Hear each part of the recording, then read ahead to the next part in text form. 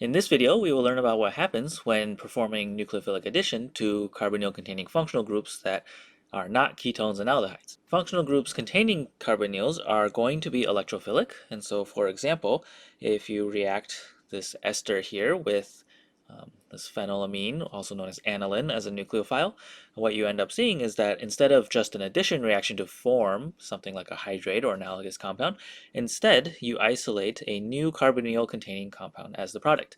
In this case, what we say has happened is that the nucleophile here has substituted away the leaving group to create a new molecule. Let's look at the mechanism to see what's happening. So we start off with our nucleophile and our electrophile. The first step is a carbonyl addition, so nucleophilic attack, pushing a pi bond out of the way. That gets you to the tetrahedral intermediate that looks like this. The difference now with a carbonyl addition to a ketone or an aldehyde is that the reverse reaction can go two different ways. It can either kind of have the lone pair here come down and kick out the initial nucleophile, getting you back to where you started, or you have a second option, which is to have that lone pair collapse down to reform the carbonyl, and now instead have a different pair of electrons leave as part of the leaving group. And that is exactly what happens in a beta elimination type of a mechanistic step. And that gets us to the protonated amide, and that should quickly undergo an acid-base reaction between the methoxide leaving group and the protonated amide here to get to the products of the reaction, which are the amide and just methanol. So what's going on here is that when you have an electrophilic carbonyl containing functional group, so carbonyl in a group Y here, when that group Y isn't a carbon group, so not an alkyl group or an aryl group, then that group Y can usually also act as a leaving group during the collapse of the tetrahedral intermediate. So again, you can kind of do a nucleophilic addition, get to the tetrahedral intermediate, and in a reversible case, that would just go backwards to where you started from. Or if there's a different leaving group that can possibly leave, then you could have a second pathway that the reaction can undertake. In a reaction coordinate diagram, the reaction looks like this. So starting from the left here with our reactants, we are going uphill in energy to form a tetrahedral intermediate. And then when you're at the tetrahedral intermediate, you have the possibility of going back to where you started from. That's the reversion or reversibility of the reaction. Or you have the possibility of the other leaving group leaving, in which case you get to the product as shown. Here, if the reaction is going all the way to the product side and favoring the product side, then the products must be more stable than the reactants. But naturally, you can imagine a scenario where it's opposite and the reactants are more favored than the products. At the end of the day, if we think about when a nucleophile adds to a carbonyl, we always want to ask this question: what would the tetrahedral intermediate do? So we make a tetrahedral intermediate and we ask, what would it do? The answers are quite simple. You have two choices. One is that nothing happens at all, so you make a tetrahedral intermediate and it stays there until you protonate it or do whatever workup step. And the second possibility is that it will collapse and expel the best leaving group. When I say that it expels the best leaving group, I mean that on average it will be more likely to expel the better leaving group, which is going to result in the end as what we see as the major product of the reaction. And so if we're thinking about leaving groups, then really they are very analogous to conjugate bases, because if I think about it just an acid-base reaction, what I have is actually the A group on my HA here is the leaving group leaving the proton. Another feature of good leaving groups is that they tend to also make carbonyls more electrophilic if the leaving group is attached to the carbonyl. And so I want to give you a little bit of a scale here to try to think about this. So if we're thinking about acid chlorides versus acid anhydrides versus esters and amides, this is in a ranking from most to least electrophilic.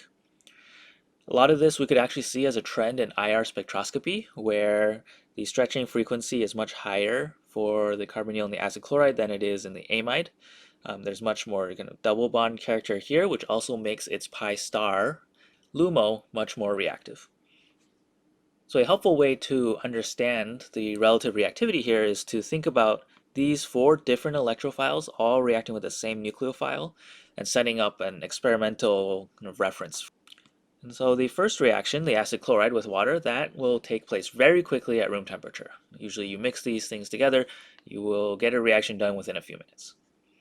If you take the anhydride and mix that with water and try to react it at room temperature-ish, then you will get to a slow reaction. So this might take a few hours to actually complete. If you take an ester and react that with water, then at room temperature, not much will happen at all. It will take actually a lot of heat added or some amount of acid-base catalysis in order to get a reaction to go, where the acid or base catalysis are either increasing the electrophilicity of the carbonyl or increasing the strength of the nucleophile, respectively.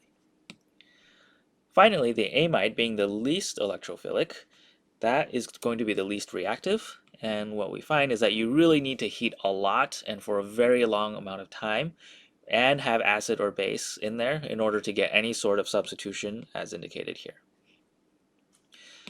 And so just to make this clear in kind of a reaction coordinate diagram, our thinking is like this.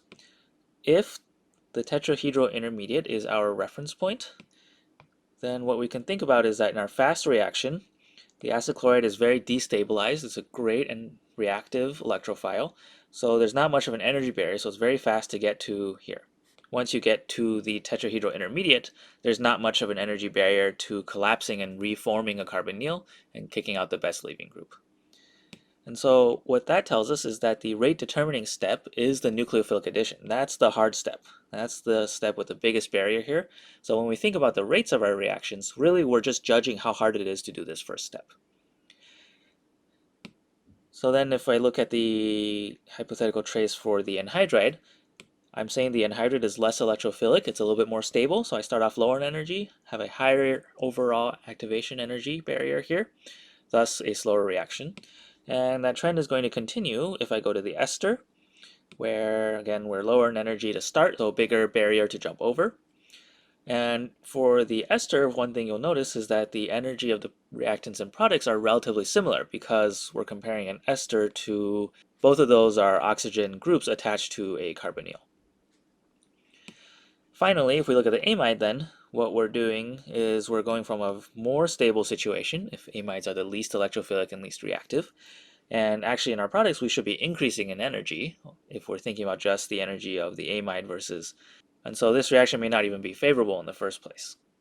And so the point here is just to say that the various different carbonyl containing functional groups have different electrophilicities, which then leads them to have different rates of reaction when reacting with nucleophiles. When presented with a potential carbonyl substitution reaction, there are 3 points that we want to keep in mind. The first one is that for a given reaction to actually take place, we need the leaving group, Y minus here, to be a better leaving group than Z minus would be. Because in the tetrahedral intermediate, when the carbonyl is reformed by a tetrahedral intermediate collapse, there's this choice of whether the Y minus group leaves or the Z minus group leaves. If Z minus leaves, then you end up back at reactants and nothing's happened. And if Y minus leaves, that's how you get to product. On the flip side, we need to actually be able to make the tetrahedral intermediate in the first place. And for that to happen, then both the Z minus species and the carbonyl containing species have to be reactive enough with each other, right? So we don't need a great electrophile here if we have a very strong nucleophile, and we can have a weak nucleophile if we have a very strong electrophile. And so to give you an example of this, we could take the same electrophile here and ask ourselves how we can get to a product where we've performed a substitution in which the ethanol has acted as a nucleophile. If we did that under neutral reaction conditions, this would be a very slow reaction right here. This is the one that with water on the previous slide I said would happen slowly at room temperature. But if we changed our nucleophile to be stronger and did so by adding a little bit of base, so this is ethoxide, then this ethoxide would be the nucleophile. That's a much higher energy nucleophile because it has negative charge on it. That would get you to the same products here, but this reaction would proceed nearly instantly, even at 0 degrees Celsius. And so from an experimental point of view, that's the type of game you can play where you're changing the energies of your reactants to get to the reaction outcome you desire.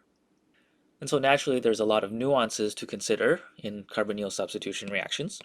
The first one is that carboxylic acids are their own little niche. The reason is that they're acidic. So then if you're using any basic conditions, the acidity of the carboxylic acid will lead an acid-base reaction to happen first. And so because of that, then you don't actually get substitution reactions like so, because after the initial acid-base reaction between the nucleophile and the carboxylic acid, you make a carboxylate, and the negative charge here makes this much less electrophilic. The second factor is that acid catalysis is going to be useful for increasing the electrophilicity of the carbonyl. So for example, if you look at a reaction where we're hydrolyzing an ester, this is often done by adding a catalytic amount of just HA, generic acid here, and that will make it much easier for the water molecule to attack and perform that substitution. In terms of a mechanism, it's good to work through this one because this is a very generic type of mechanism. And so if we're using acid catalysis, our first step is always going to be to protonate the carbonyl to make it more electrophilic. That's the purpose of using an acid in such a reaction.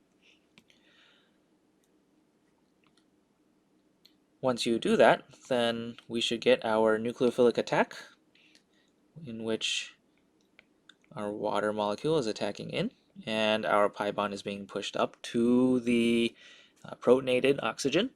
That then leads to the formation of neutral oxygen here, and we have our protonated water that has added in.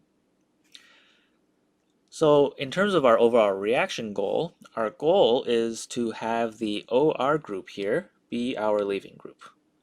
In order for that to happen, we need it to be the best leaving group. Right now, it's not the best leaving group because the protonated alcohol with its positive charge is a much better leaving group. That's much more willing to take on a pair of electrons. So when we're drawing our mechanism, what we need to do is to do a proton transfer and transfer one of the protons from the protonated alcohol here over to the ether side here and protonating it, thus making it now the better leaving group. So if you're thinking about this in the reality of the reaction flask, what's happening is as soon as you make this species upon nucleophilic addition, there's just going to be an equilibrium between the various protonation sites on here because those are relatively similar. They're both oxygens, they can both be protonated. If we're in this one, we can't really get to our product. We could go backwards to where we started from, but all of this will be in equilibrium. And occasionally, we will have this tetrahedral intermediate, which can successfully undergo beta elimination to our desired carboxylic acid product, well, protonated in this case. And after an acid-base reaction, we can get to the actual product we're expecting. So again, the point here is that with acid catalysis, we are going to always protonate our carbonyl first to make it electrophilic before a nucleophile attacks. Once the nucleophile is added and made the tetrahedral intermediate, then we do proton transfers to get to the desired leaving group that can best explain the product that is actually formed. So in a reaction like the previous one, where it seems like the tetrahedral intermediate could have equally likely options to eliminate during the collapse, then how can we actually make the reaction favor one side or the other? And the answer to that lies in more kind of experimental manipulation using Le Chatelier's principle, in which we are able to favor a side of the equilibrium by either adding in more reactants or removing products as they are formed. So this works well for reversible reactions. An example of that would be transesterification, where we are taking one ester and turning it into a different ester. The equilibrium constant for this reaction is about 1, because these are very similar leaving groups in the context of the reaction. And so strategically what you would do is you could either use more molar equivalents of the ethanol nucleophile, or you could remove methanol as it's being formed. The related reaction that is very industrially important is just esterification, where we are going from a carboxylic acid into an ester. And when you're doing so, what you have as a leaving group is essentially water, if we're thinking about the OH here being protonated. Practically speaking, people usually do this reaction and use Le Chatelier's principle by removing water from the product side. And so what you're imagining is that in your reaction flask, either you can add in what's called a drying agent, such as molecular sieves. These are things that are designed to just absorb water very well. Or you can imagine heating this high enough in temperature such that the water boils off, but whatever ester you're making doesn't. So this would be what's done in distilleries to remove water or alcohol from mixtures.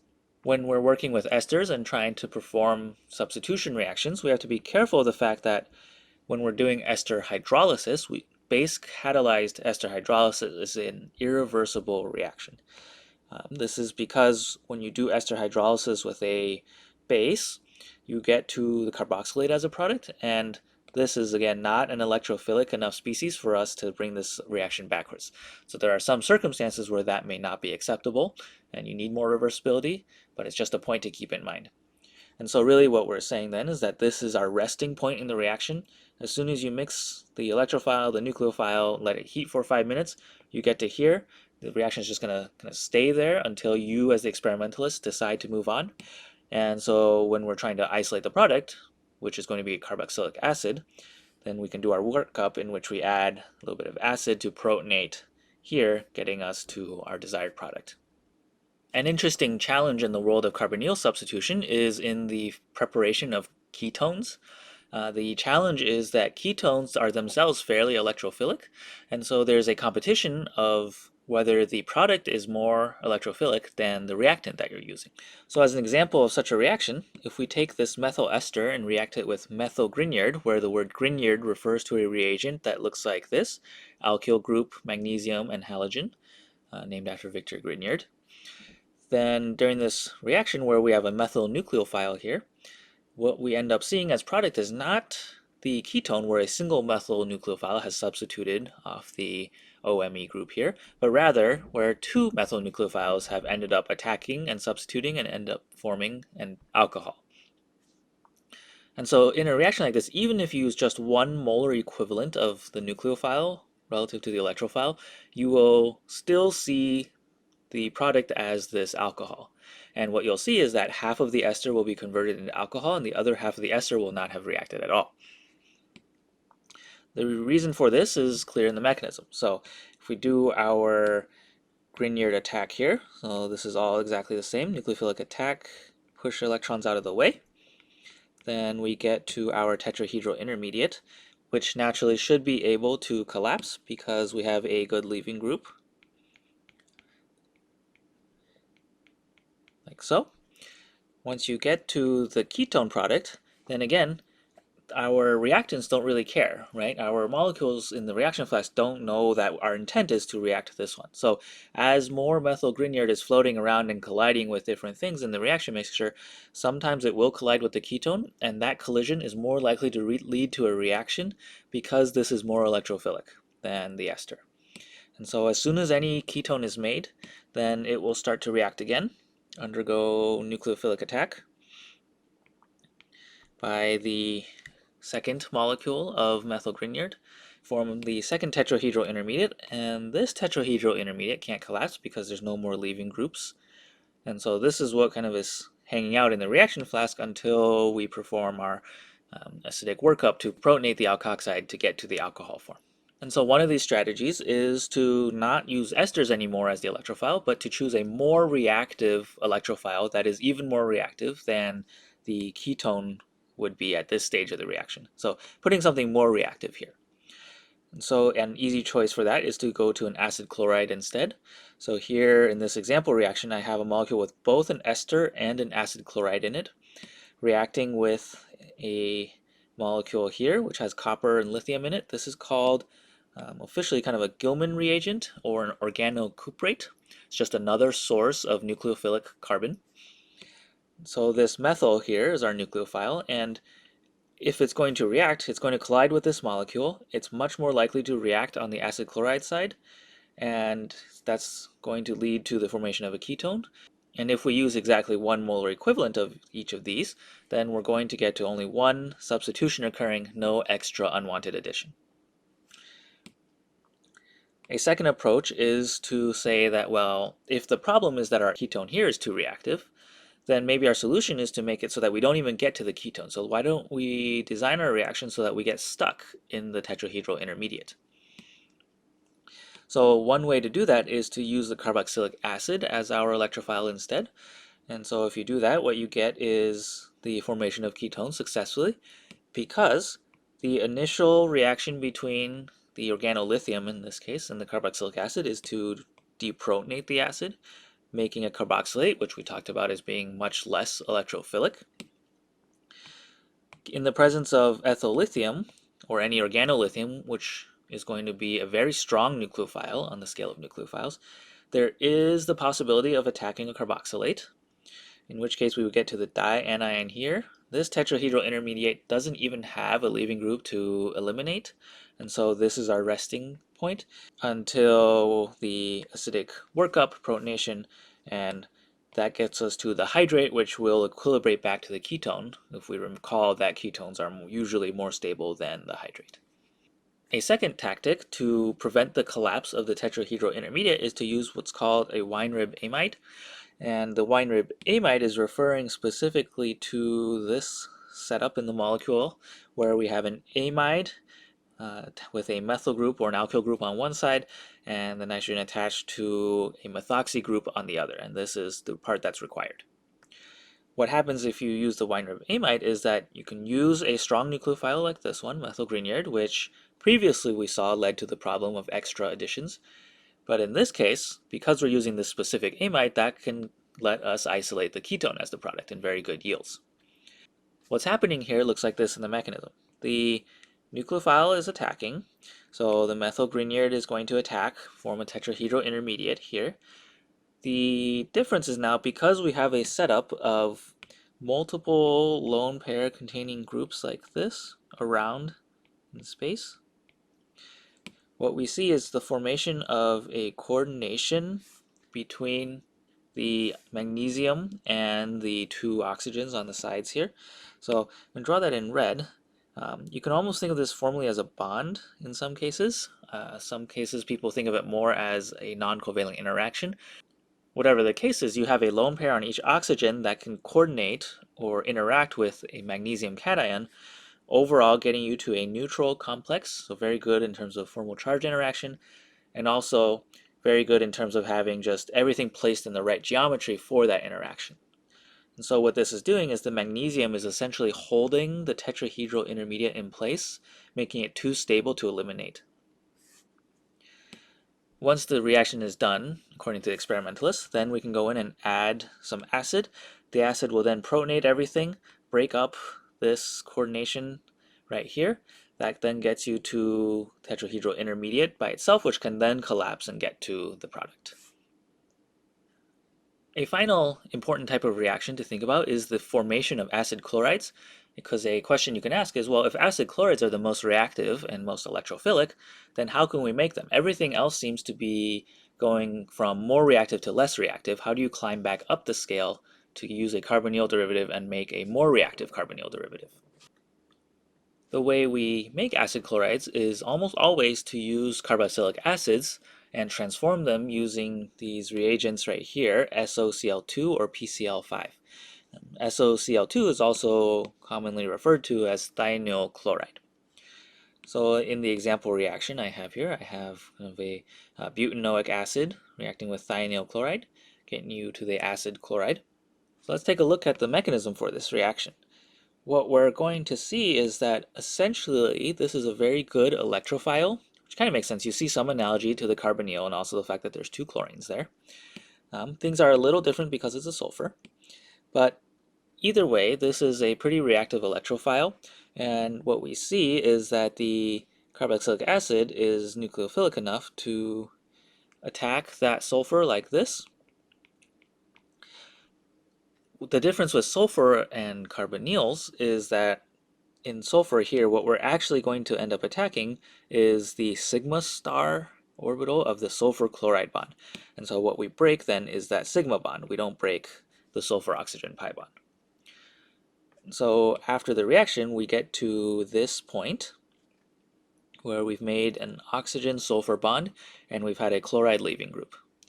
This chloride leaving group is also sufficiently nucleophilic to attack the very electrophilic protonated carbonyl that we've generated in this process, getting us to the intermediate that looks like so. So our tetrahedral intermediate, that's all neutral all around. And what we're kind of seeing is that we've actually set up a weird looking leaving group here, because you can kind of see the acid chloride forming right around here. The only thing we have to do is to create the pi bond between carbon and oxygen and then to expel the extra leaving group here. The way this happens is actually fairly interesting. I drew it out intentionally in this form. Well, it looks like a six-membered ring because that's exactly how it works. So the way we think about this is that we have a pair of electrons from the oxygen-hydrogen bond collapsing down. That's expelling a leaving group, which actually conveniently simultaneously is able to form a sulfur-oxygen double bond. And that actually induces the leaving of the second chloride from the sulfur. And the second chloride can then come back and pick up the proton that was left behind by this beta elimination that's taking place here. Basically, at the end of that process, you're making the acid chloride, SO2, which is a gas and floats away, and HCl, which is also a gas and floats away. An important extension of these concepts that we'll want to make is to take these and apply them to carbonyl-like functional groups. So one example of that would be the nitriles, or the carbon-nitrogen triple bond. For example, if you expose the nitrile to strong acid and water, you end up forming a carboxylic acid, and you do so by first forming an amide, where the amide is shown in brackets because that's not what's actually isolated, because under the experimental conditions this just gets hydrolyzed. A brief explanation of how this works looks like this. So we're expecting the carbon of the nitrile to be electrophilic, so the water is attacking there. After a proton transfer, we end up at this type of a situation where we have a protonated nitrogen here, and we can do our 3-atom delocalization pattern to get to the protonated carbonyl, which then of course we can deprotonate to get to our amide. The amide then would go through the normal carbonyl substitution to get to the hydrolyzed carboxylic acid. In terms of how this 3-atom delocalization works, this is through a process called tautomerization. So what you're seeing here is that actually first after nucleophilic addition you get to a species that looks like this here, and what we're trying to do is to get it to equilibrate into its structural isomer, the amide. So again, these are structural isomers to each other, and they're related very easily by an acid-base reaction, and when that's the case we often use the word tautomers to explain the relationship here. So reversibly interchangeable structural isomers. So in this video, we talked a lot about various conceptual points when it comes to carbonyl substitution reactions as to whether or not a nucleophile will attack, whether or not a leaving group will leave, and some of the quirks and nuances behind these reactions. If you put all those reactions together into one table, it's actually nice to see that there is a map that we can get for how to convert all the different carbonyl-containing functional groups between each other. Here I'm showing you amide, ester, anhydride, and acid chloride, but of course there are ways to get between these four and ketones and aldehydes.